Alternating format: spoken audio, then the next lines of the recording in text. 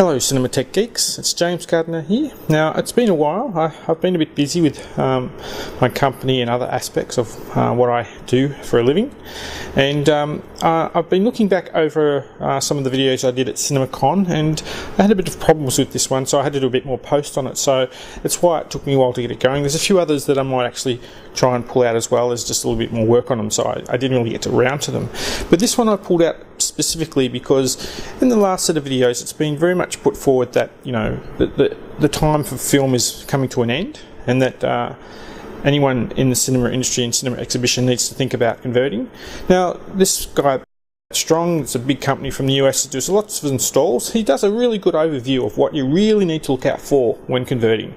So if you're going to convert soon, you're independent and you know you have to dive in at this stage, I recommend you really have a good strong listen to this video. It's exactly what I think. He covers most of the points which I would like to put forward to if I was going to speak on this topic. So please have a good listen, and thanks from Pat Strong. Pat Moore from Strong, and thanks for watching CinemaTechGeek. I'm going to talk a bit about digital installations. We've gone through a few changes in our business. We've gone through xenon lamps into platter systems, single projection systems, but this is obviously the biggest technology transition we're making in our industry. So it's big steps. Reliability on Saturday night, a lot of that comes from just properly planning and doing our digital installations. So I've got a few slides to run through. I'll try and step through some of them pretty quickly, I think. With that, we've talked about digital transition so far with Bill. 3D has been the earlier driver. Excuse me. 3D has been the early driver with that, I think, going back to Chicken Little. But now business plans make reasonable sense. There are other driving factors that make D-cinema conversion a logical and good choice for us on business aspects. No longer can we ask, has the D-cinema conversion started? It has. And I think you verify that with pictures such as this. This is back in June. Kind of sad to show this picture. That's a parking lot out in our backyard of Valentine Strong. That's 126 film projection systems, and it's everybody there. It's Strong, it's Christie, it's C-Tron. 2 weeks before this picture, that stuff was in theaters running movies on screen. 2 days after this, that stuff was in mixed salvage and scrap. And we've made many more trips to the dump after this picture. The transition truly is starting. So those of us in the room are concerned about what we need to plan. How do we get to digital cinema? So we need to do some things right in order to do that. Our single most important thing, I think, are site surveys and planning of the transition. But we also need to determine proper equipment lists, what we need to do in those cinemas to outfit them properly. We need to plan for changes in our building and our projection booth as well. The site survey really is critical. Not only are we getting the basic data information on the theater, the screen sizes, throws, how we're going to interface to certain sound systems, but we're getting other information that are going to ease the transition into the theater. What other installation issues do we have? Do we have risers on the floor? Do we have overly small portholes? What other infrastructure do we need to improve in the theater? There are a lot of questions that we need to ask, and again, what we're trying to do is make the transition as smooth as we can in order to keep our shows more reliably on screen later during the operational period of this equipment. So the site survey really is key for us. It allows us to plan in advance, to know what issues we're going to have as we go into the theater, and know how to plan for them so that we can make this transition. Normally we'll transit a theater within a week. Monday start, Thursday finish, and you're digital by the end of that period of time.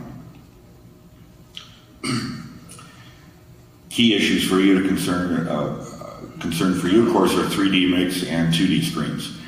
This goes back to my dad's old prune principle, R2 enough, R6 too many. This is a real critical issue. What is your mix of 3D screens that you need? And it will vary in each theater, it will vary according to your market, it'll vary on your personal outlook on 3D and how it fits in your market. Need to determine the basic requirements, of course, on projector, the server, base, and other requirements, automation and audio interfaces, and what are your necessary and desirable options. Do you have need for alternative content? Slideshow presentations, are you going to rent portions of some screens in your theater out for kids shows and that type of thing? All of these you need to plan for in your D-cinema conversion. And for permanent installations, there are some built-in insurance policies that we like to include, especially UPS and surge protection. These are they're certainly heavy-duty rated electronic components, but we want to protect them from any electrical issues. It's best done with UPS and surge protection equipment. We need network capability, I think, going especially long-term in our theaters. If you're going to go towards any type of a VPF recovery program, but also centralized control, the most basic idea, or lookup servicing from an external service company that can come in through the internet and provide you help in troubleshooting and maintenance. Some considerations in a projection booth conversion. I'm not going to go through all of these in detail, but what type of conversion do you need? Do you really need to keep the film projection system around? In general, 99% of the conversions we've done are totally to digital. You may be in an area where you need to have film capability for certain times of film festivals and that type of thing, but in general, we've converted totally to digital. Look at your current equipment configuration. How is your 35mm equipment assembled? What's on the wall? What's in the pedestal? Consider your electrical and exhaust requirements within the theater. Look at your audio upgrades and automation upgrades that you may need to make or want to make during this transition period. And what other facility improvements do you need to make in the building? Silver screens for certain types of 3D systems and the like. Remember too, as we do this conversion, how much equipment is in that console. Generally, we'll totally remove the 35mm system, and within that console, generally we'll find the automation system inside it. But you'll also have consoles that have dimming systems installed inside, or audio racks either within the console or attached to it. Those all need to be relocated or replaced. Good time to consider upgrading. You know, if you've got a cooperator on the wall, it's time to step up into a different type of automation system. You remember the cooperator? Scary stuff. Power is a concern, but if you're running 35mm film in a projection booth, you've got plenty of power there. Chances are good it's three-phase power. A lot of the digital systems going in will only require single-phase feed. In general, we're going to pull out that 35mm system. You've got three-phase power running to it. Most of the digital systems that we're putting in have a circuit breaker panel already within the pedestal. So it's an electrician moving that three-phase power from one to the other during the transition. Like to have an electrician on site, at least in preparation for the digital transition, if not during the transition itself. Exhaust is another key issue. Xenon systems are pretty durable, and really all you're exhausting is heat from the xenon lamp. Same thing with digital systems, but it's more critical because of the other electronic components that we have in this equipment. You really need to move a little bit more air. You can move, depending on the systems you've got, require up to twice the exhaust from those systems. And again, we've gone into digital booths, folks, where we see carbon dust still in pipes. Need to upgrade that, time to move on into a little better exhaust system for the digital systems. D-Cinema servers have a lot of capabilities. Their primary purpose, of course, is playback content through the digital projectors. They do have some automation capabilities through small relay contacts and I/Os. However, we like to put an automation system between the server and those ancillary components, the dimmer, masking motors, and so on.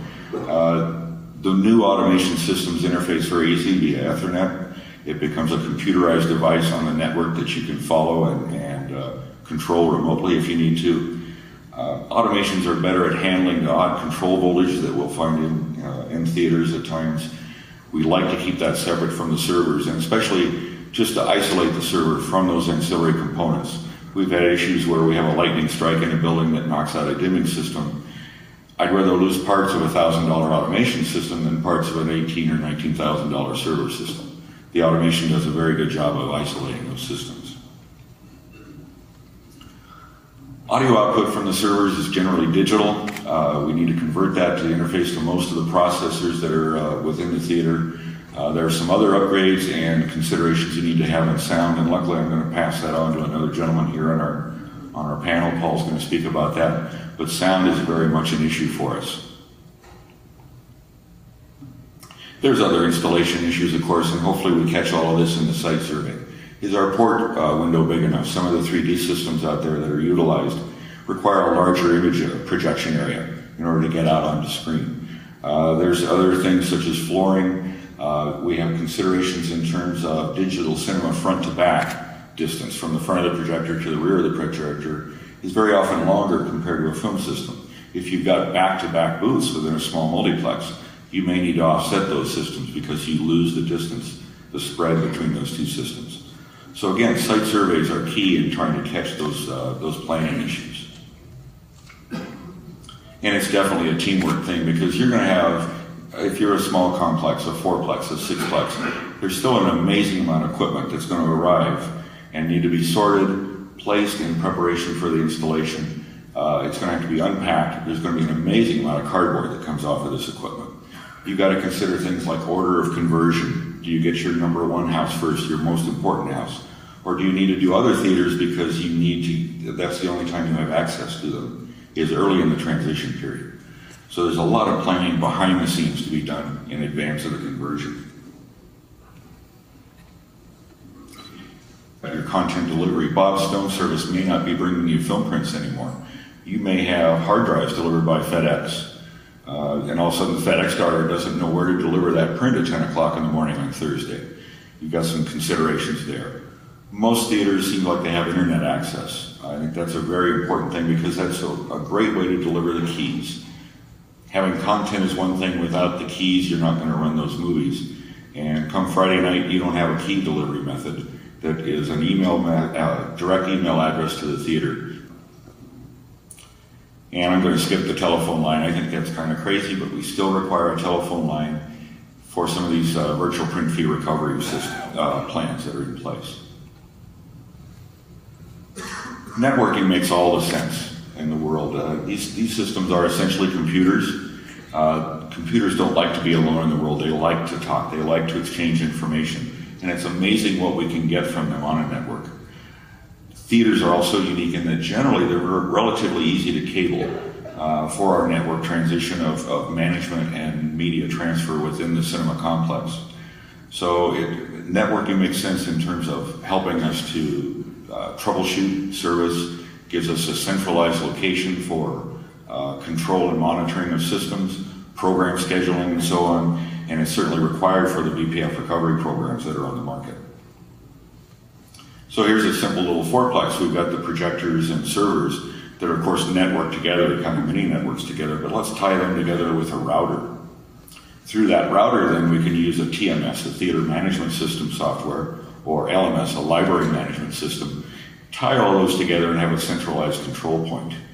Well, we've got this wonderful tool out here called the World Wide Web, which through a firewall, we can connect these systems to the outside world, and via the World Wide Web, Herbie, our service engineer, can go into these systems and remotely troubleshoot and check their progress, see what they're doing. This would be called lookup service. More commonly, though, in the future of our business is going to be built around the NOC, Network Operating Center. Sean's going to talk more about that a little bit later here in our presentation. The NOC is present now. We have one. Christy has one. It's a great way for 24/7, 365 monitoring of this very complicated equipment. We can do an amazing amount of stuff remotely, taking care of that theater equipment. In theory. Great start on that. D-Cinema operation really should be simpler than it is with film. It's literally build a playlist with a drag and drop mouse, importing schedules from your point of sale system. If your people are well trained, if the equipment is properly set up. Very big key there. D-Cinema labor costs should be less than that of film. I don't know how much less, because this equipment is going to require less day-to-day maintenance. It is going to require less attention. We're not rethreading film between each platter presentation. But we may not save quite as much as you hope. I think it's fair to say that D-Cinema maintenance costs will probably be a little bit higher than you face with film. But I think there's some savings long-term as well, because we can do remote monitoring. We can remotely check and track progress of the equipment, how it's healthy, how it's not healthy, what we can do to keep it on screen. There's three really important maintenance points here to keep in mind as we make our transition to maintain our Saturday night reliability. First, it's regularly scheduled maintenance. It is really necessary on this equipment. Three things. filters, fans, and connections. Very basic stuff. That's the critical part of the prime maintenance of this equipment. We can train your people to do that, but you still need maintenance service from qualified personnel once in a while as well. You're going to be monitoring xenon lamp life in these systems. I don't think we're going to see too many blogs about 6,000 hours of lamp operation in my theater anymore. We're going to be wanting to watch lamp life, keep it within the warranty life of the lamps, because there's some penalties for not doing that. Keep the systems clean. And this is probably the most important thing. I hate to show this slide. This goes back into our film projection days, but I guarantee you, if you go in and try to service a D-Cinema system with a piece of equipment that looks like this, you're having operational problems on Saturday night. We need to be a little more diligent in our service and maintenance of this equipment. So with a little care and planning on our part, I think we can make digital cinema absolutely as reliable as film equipment. We have some advantages because we can talk to this digital equipment remotely, we can monitor it, we can talk to it and see how it's doing, it can tell us what's wrong with it. And that is basically my presentation. I appreciate your interest and trust that we'll have some questions that we'll do after the presentation.